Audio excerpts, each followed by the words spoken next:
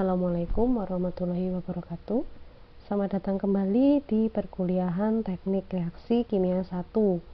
Di video yang sebelumnya, teman-teman sudah belajar bagaimana caranya fitting data menggunakan metode integral berbasis grafik ya. Jadi, dari data eksperimen kemarin dimasukkan ke persamaan yang berkorelasi dengan orde tertentu, kemudian dilihat bentuk grafiknya, kemudian dinilai dari segi linearitasnya ya, apakah dia fit atau tidak gitu ya. Nah, kali ini masih tetap di metode integral, hanya saja kita menyebutnya penentuannya secara empiris dengan reaksi orde ke N pada volume konstan. Nah, apa saja hal yang harus dipenuhi untuk bisa menggunakan persamaan ini dan bagaimana cara menggunakannya? Mari kita lihat penjelasan yang berikut ini. Persamaan untuk yang metode empiris, metode integral secara empiris, ini dia adalah yang pertama, asumsi reaksinya hanya terjadi pada satu jenis reaktan atau unimolekuler dengan orde reaksinya adalah N. Kemudian dari persamaan umum laju reaksi dengan orde ke N, kurang lebih persamaannya sebagai berikut: min RA sama dengan min dCA per dt sama dengan K kali CA pangkat N ya. Atau kalau saya ringkas menjadi min dCA per dt sama dengan K kali CA pangkat N. Jika CA saya pindah ke ruas kiri, maka akan menjadi sebagai berikut.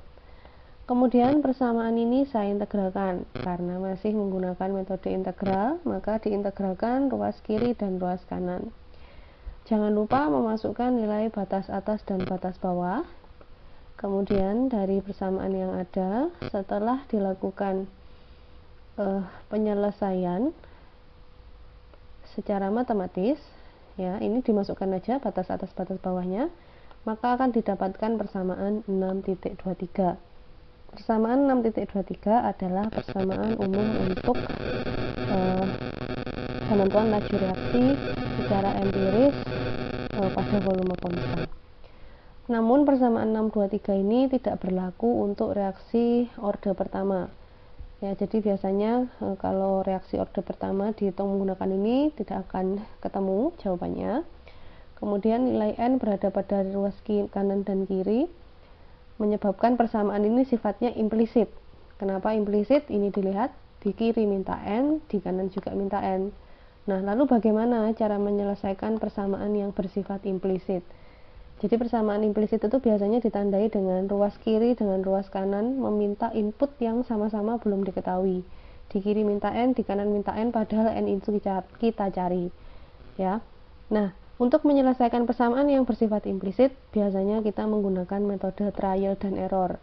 Jadi diberikan dulu harga awal, kemudian dilakukan iterasi, jadi dimasukkan, nanti ketemu N yang baru, begitu seterusnya sampai ketemu selisih antara N baru dengan N lama sekecil mungkin.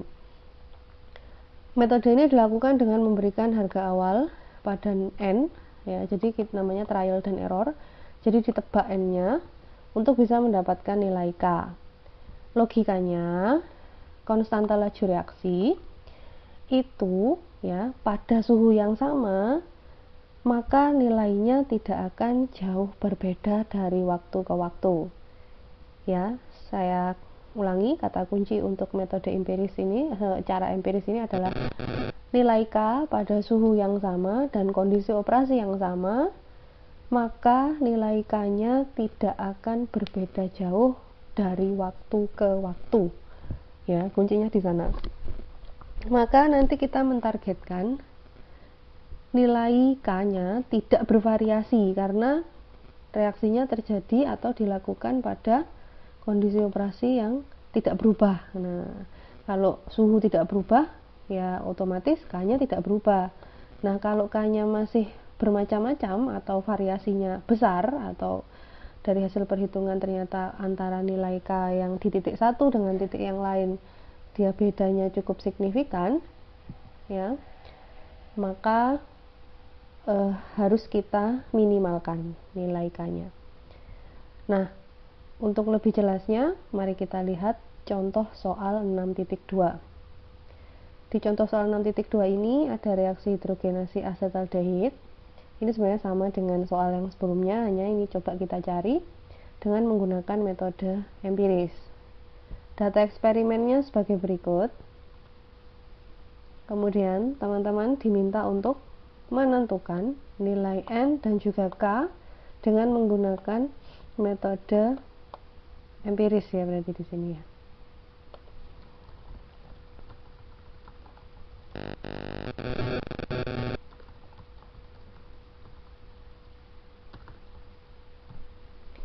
Oke. Oke, bagaimana cara menyelesaikan persamaan ini ya, atau soal ini? Coba kita langsung menuju ke Excel ya. Baik, yang pertama soalnya sebagai berikut ya. Tentukan dengan metode empiris or DKN ya. Berarti di sini ya, kita membutuhkan untuk tahu komponen persamaan berikut, yaitu ada CA pangkat 1 min N, CA0 pangkat 1 min N.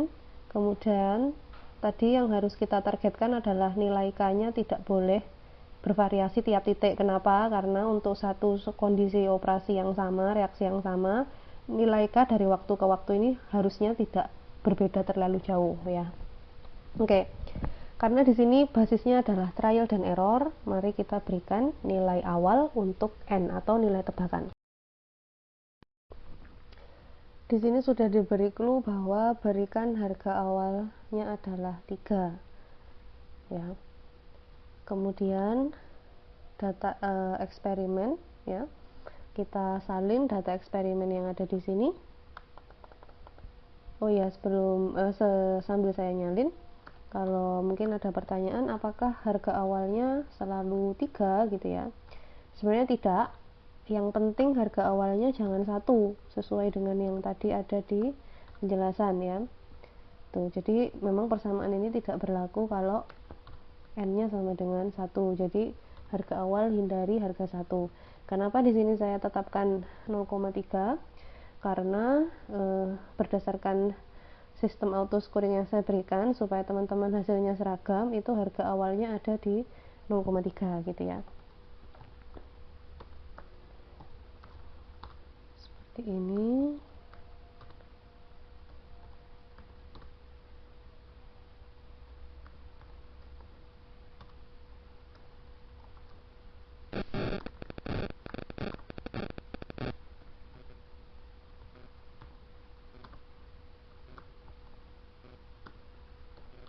Oke, kalau betul maka akan bertambah skornya. Nah, kemudian di persamaan ini mengandung nilai yang harus dihitung, yaitu ada CA0 pangkat 1 min N. Karena CA0 nya tetap, nilainya tidak akan berubah, maka kita tetapkan aja di sini CA0, berarti CA saat T sama dengan 0 ini ya, pangkat ya 1 min N. Nah, kenapa skor di sini tidak bertambah? Karena N-nya ini baru tebakan, jadi belum nilai yang benar. Ya, karena belum nilai yang benar, maka skornya tidak akan bertambah. Tidak masalah, teman-teman lanjutkan dulu perhitungannya ya. Oke, baik. Kemudian kita menghitung lagi yang CA pangkat 1 min N. CA-nya ini 1 min N. Karena N-nya nilainya tidak berubah, mohon diabsolut dengan tekan F4. Kemudian di enter, lalu di drop down. Nah, ini juga tidak akan bertambah karena N-nya baru menggunakan N yang tebakan. Teman-teman kalau menemukan angka di Excel pagar-pagar kayak gini, ini bukan error ya. Kalau pagar-pagar kayak gini berarti desimalnya terlalu panjang. Untuk dikurangi berarti tekan tombol ini ya, decrease desimal. Nah, nanti dia akan muncul. Kemudian dari persamaan ini ya, kita kan harapannya adalah K-nya jangan bervariasi tiap waktu, karena ini reaksinya terjadi pada satu kondisi operasi yang sama ya. Maka nilai K kalau dari persamaan ini tidak lain adalah CA pangkat 1 min N dikurangi CA0 pangkat 1 min N. Karena CA0 pangkat 1 min N nilainya hanya 1, maka di absolut dibagi dengan N min 1, N nya juga di absolut karena tidak berubah, dikalikan dengan T. Ya, saya ulangi, persamaan ini dari mana?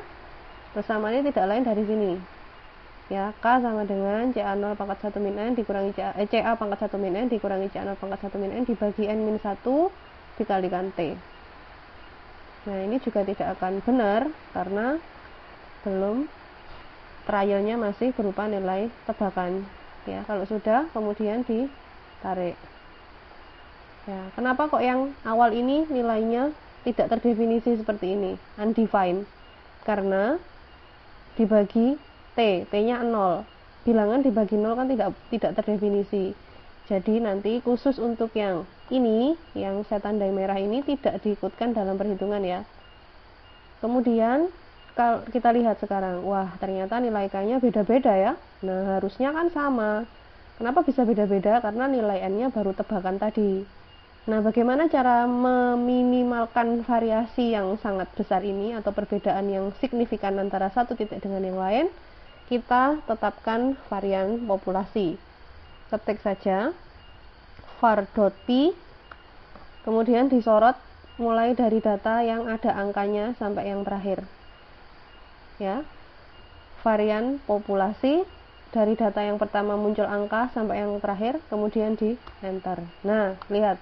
Ada variasi data sebesar 21. Padahal harapannya tiap data ini nggak ada selisihnya. Kalau bisa kan sama semua nih tiap titik. Terus caranya gimana? Kita ke data, lalu pilih what if analysis, lalu pilih goal seek. Siapa yang kita targetkan? Set cell-nya siapa? Ya variasinya ini. Ya, yang kita targetkan ya variasinya ini. Harapannya berapa? Ya oleh bisa 0, nggak ada variasi ya. Dengan mengubah siapa? Ya yang di trial N. Saya ulangi, targetnya variasi, harapannya berapa? Ya kalau bisa 0, nggak ada variasi.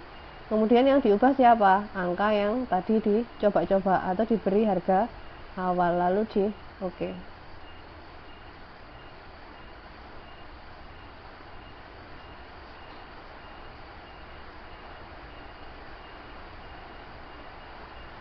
Nah, setelah melakukan perhitungan Excel-nya tadi, dia melakukan iterasi, jadi dia trial error, maka didapatkan ini kalau sudah di oke ya. Nah, ternyata yang benar berapa ordernya? 2 ya, sesuai dengan kemarin kita fitting menggunakan grafik. Soal yang ini kan ketemunya order 2 juga. Nah, ya, lihat sekarang angka tiap titiknya kayaknya cenderung sudah mulai hampir sama, walaupun nggak bisa sama persis, dan juga variasinya di sini tidak bisa benar-benar 0. Namanya juga kita menggunakan tools ya, jadi tidak mungkin bisa sempurna. Lalu ditanya ke rata-ratanya, berarti rata-rata untuk konstantanya di sini adalah average, K-nya ini di rata-rata sekitar 5,18. Monggo nanti teman-teman cek lagi soal yang kemarin, K-nya ketemu berapa, harusnya sih mirip-mirip. Maka disimpulkan di sini ordernya adalah order 2, disama dengankan aja ya Rek ya. Disama dengankan dengan nilai N yang sudah benar tadi, hasil goal seek, iterasi. Kemudian K-nya kita ketikkan yaitu 5,1821 atau sama dengan K rata-rata. Enter. Dia mintanya 4 desimal. Oke, betul ya. Seperti ini. Yes, monggo teman-teman. Kemarin soal ini sudah dicoba untuk yang metode grafik, sekarang yang metode empiris. Itu saya akan berikan lembar kosongan. Teman-teman coba sendiri. Kalau ada pertanyaan, silakan tinggalkan di forum atau tanyakan di grup yang sudah ada ya. Mungkin itu yang bisa saya sampaikan. Terima kasih atas perhatiannya. Semoga bermanfaat. Sampai ketemu lagi di pertemuan yang berikutnya. Wassalamualaikum warahmatullahi wabarakatuh.